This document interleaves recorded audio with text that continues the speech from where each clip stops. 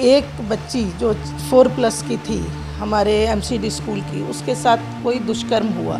जो मेन दीवार के साथ लगाकर जिनकी दुकानें थी, बड़ी बड़ी दुकानें, वो लोग यहाँ के रहने वाले भी नहीं हैं। वोट बैंक का कहीं ना कहीं डर नहीं लगा आपको, क्योंकि वहाँ भी कुछ ना कुछ वोट बैंक था। अगर मेरी मंशा लोगों की भलाई की नहीं होती तो क्षेत्र में जगह जगह पर अपने अफसरों के लिए व्यवस्था करवा के लोगों को रोजगार के लिए, रेडी पटरी के लिए, वेंडिंग कमेटी के लिए मैं पैसा क्यों दिलवाती। नमस्कार, मैं हूं प्रवीण और आप देख रहे हैं इंडिया टाइम 24 न्यूज़। द्वारका विधानसभा के डाबड़ी मोड़ पर फ्रूट मार्केट पर निगम का बुलडोजर चल गया। उसके बाद तमाम चैनल वाले खबर बना रहे हैं और दिखा रहे हैं कि गरीब का आशियाना उजाड़ दिया, उनके घर उजाड़ दिए, गरीबों के पेट पर लात मार दी, पता नहीं क्या क्या दिखा रहे हैं। लेकिन ये कार्रवाई हुई क्यों, क्या इसकी वजह थी, रूट कोज क्या थी, ये अभी तक आपको किसी ने दिखाया नहीं। इस पर बात करने के लिए निगम पार्षद तिलोत्तमा चौधरी हमारे साथ मौजूद हैं, उनसे बात करते हैं। मैम, निगम की जो कार्रवाई हुई है डाबड़ी मोड़ की फ्रूट मार्केट पर, बहुत वर्षों से ये लग रही थी और लोग ये भी कह रहे हैं कि एमसीडी नहीं लगवाई हुई थी। अचानक ऐसा क्या हुआ कि आपको ये एक्शन लेना पड़ा, वहाँ से पूरी मंडी हटानी पड़ी? ऐसा है, 25-30 साल पहले यहाँ फ्लाईओवर के नीचे मार्केट लगा करती थी। तो उसके बाद जब फ्लाईओवर बना तो ये लोग हम लोगों के पास आए, 10 साल महाबल मिश्रा जी के पास आए। तो इन गरीबों को बसाने का हम लोगों ने काम किया कि छोटी मोटी रेहड़ियाँ इधर लगा ले। पर आए दिन क्या हुआ, इंक्रोचमेंट बढ़ती जा रही थी और वहाँ हमारे एमसीडी का स्कूल है, उसको पूरा कवर कर लिया गया। उसमें 3 रो दुकानें लगती थी और बाद में जब हमने पता लगाया तो दुकान लगाने वाले वहाँ नहीं रहते थे, बल्कि 30-30 हज़ार रुपया किराया लेके वो लोग उसके मालिक बने हुए थे। फिर भी हम लोगों ने कोई एतराज़ नहीं जताया कि कोई कमा खा रहा है गरीब आदमी। तो हम लोग हमेशा इसके पक्षधर रहे हैं कि गरीबों के साथ कोई अन्याय नहीं होना चाहिए। पर इसी बीच में मेरे संज्ञान में आया कि एक बच्ची जो 4+ की थी हमारे एमसीडी स्कूल की, उसके साथ कोई दुष्कर्म हुआ और उसका ब्लेम शायद चौकीदार पे डाल दिया गया, जो बहुत बुज़ुर्ग है, रिटायरमेंट के टाइम है, पैर से चल भी नहीं पाता, 20-25 साल से उसी स्कूल में था। पर स्कूल की सभी टीचर्स, प्रिंसिपल वगैरह से मेरी बात हुई और ऊपर एजुकेशन डिपार्टमेंट से भी मुझे पता लगा कि एजुकेशन डिपार्टमेंट ने इसके लिए फल मंडी को दोषी बताया। उन्होंने कहा कि 3-3 रोज़ स्कूल के आगे दुकानें लगती हैं और जिसके कारण कोई भी टीचर्स, लेडीज़ टीचर्स, छोटी बच्चियां ही होती हैं और छोटे छोटे नर्सरी केजी की बच्चियों से लेकर के 5th तक की बच्चियां वहाँ से अब आने में, क्रॉस करने में भी डरने लगी थी कि इतनी भीड़ होती है। पेरेंट्स ने कहना शुरू किया कि मतलब हमें छोड़ने जाने में डर लगता है। तो इसको लेके एमसीडी ने, डीसी ने ये कंप्लेंट की कि इस चीज़ को हटाया जाना चाहिए स्कूल के आगे, क्योंकि मामला बच्ची का था और मामला बहुत सारे कंप्लेनर्स का था। इसलिए हम उसमें बचाने के लिए नहीं जा पाए। हमें लगा कि जो चीज़ जायज़ है वो तो होनी चाहिए, क्योंकि ऑनलाइन भी लगभग 125-26 कंप्लेंट्स रजिस्टर्ड थी एमसीडी की साइट पे, जिस पे आते जाते लोगों ने ऑनलाइन कंप्लेंट्स की थी 311 पे, और वो सभी इसी चीज़ों को लेकर थी कि उनको रोड क्रॉस करने में दिक्कत आती है।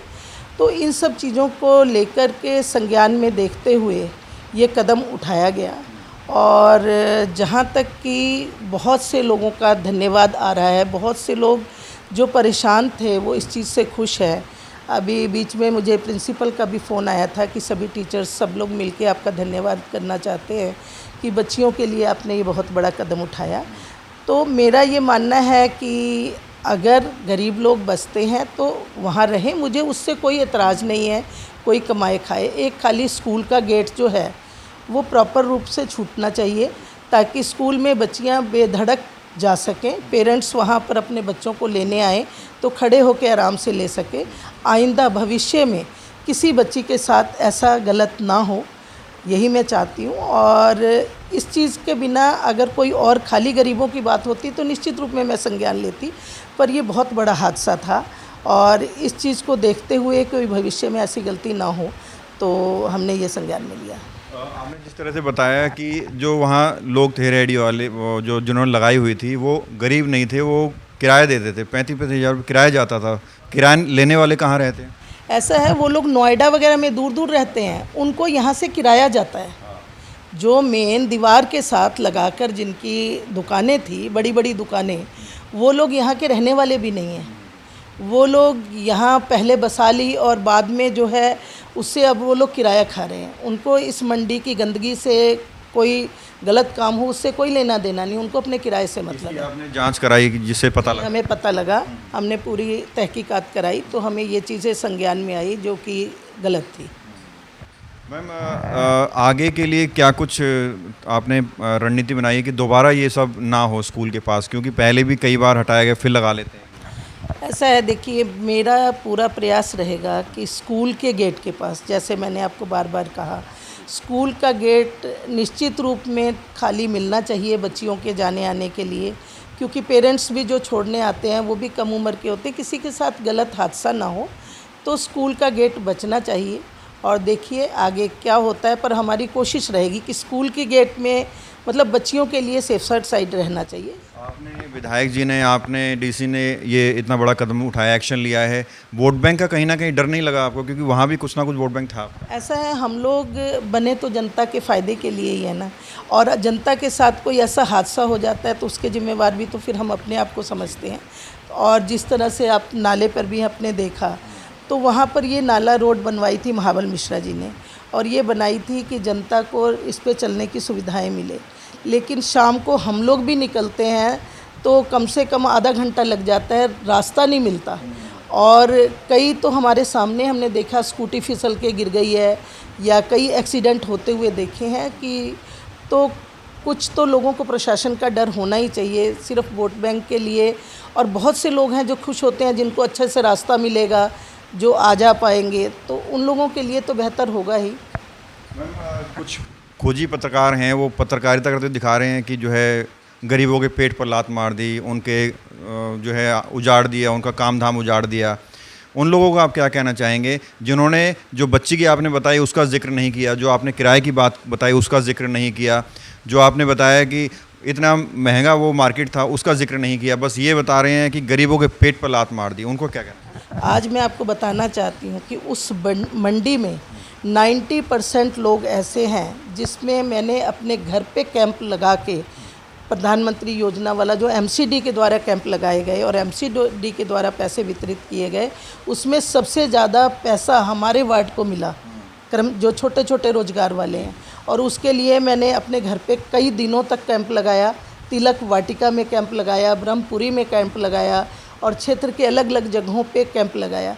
अगर मेरी मंशा लोगों की भलाई की नहीं होती तो क्षेत्र में जगह जगह पर अपने अफसरों के लिए व्यवस्था करवा के लोगों को रोज़गार के लिए, रेडी पटरी के लिए, वेंडिंग कमेटी के लिए मैं पैसा क्यों दिलवाती? अगर मेरी मंशा होती कि गरीब लोग ना कमाएं, पर गरीब लोग भी कमाएं, मैं ये चाहती हूँ। उनसे मेरी कोई जाति दुश्मनी नहीं है और हम लोग हमेशा गरीबों के साथ रहे हैं, पर हम व्यवस्था के साथ भी हैं कि सब चीज़ व्यवस्था रूप में हो ताकि किसी को उससे परेशानी भी ना हो। अब आगे की और क्या कुछ प्लानिंग है, क्योंकि और भी जगह अतिक्रमण है वार्ड में, विधानसभा में, क्या कुछ आगे की स्ट्रेटजी रहेगी आपकी? हमारी स्ट्रेटजी सबसे पहले तो हमारे वार्ड का नाला रोड है। नाला रोड है, हम लोग जीतने के बाद कई बार ये डीडीए के कमिश्नर डीसी से भी मिले हैं, और बहुत बार हमने सिम्मी जी ने, विधायक जी ने, क्योंकि हम सबका ये टारगेट है, हम लोगों ने कोशिश किया कि इस नाला रोड पर बीच में डिवाइडर बना दिया जाए ताकि दोनों तरफ से आने जाने का यातायात रहेगा। तो ये जो बसें खड़ी होती हैं, जो गाड़ियाँ खड़ी होती हैं, अवैध पार्किंग का हिस्सा बन गया है, तो ये सब चीज़ें ख़त्म हों। पर रोड की चौड़ाई इतनी नहीं है जिसमें कि बाय लॉज बीच में बन सके, तो अब हम लोग सब कोशिश कर रहे हैं कि इस रोड को चौड़ा कर दिया जाए थोड़ा, ताकि 2 वेज़ हो जाए, ताकि ये जो अतिक्रमण है ये हट जाए।